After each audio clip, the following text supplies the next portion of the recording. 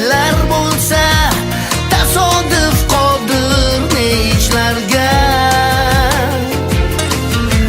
Mana bugun ham uzoq o'tmishdan bir hodisa ro'y berdi birdan.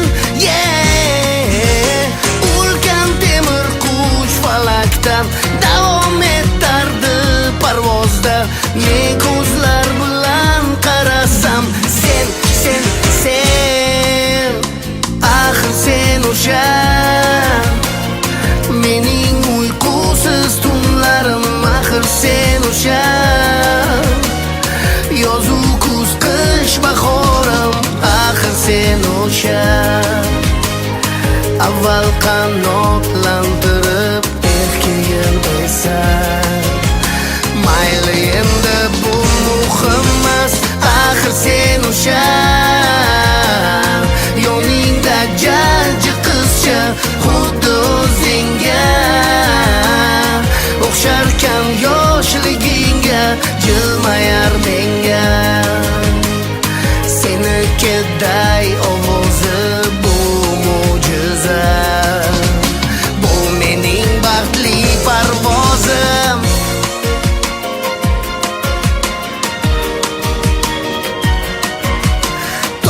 Toshgan hayajoning qalbaki kulib yashirding, zo'rla ushlab qolding ko'z yoshing.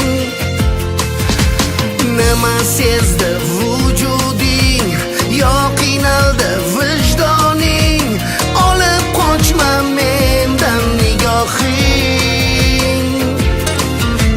Nega shu bugun kim bilardi ayt, aynan bizga bog'liq vaziyat. Bu holat qaydan, savol bermayman, sen qo'rqma, ayblamayman, yo'q daxling, shunchaki bir yurak bo'lgan edi chilparchan. Axir sen o'sha mening uyqusiz tunlarim, axir sen o'sha yozu kuz qish bahorim, axir sen o'sha avval qanotlantirib erkigim esan. Mayli endi bu muhimmas, axir sen o'sha yoningda jajji qizcha, xuddi o'zingga o'xsharkan yoshligingga, jilmayar menga senikiday ovozi bu mo'jiza, bu mening baxtli parvozim.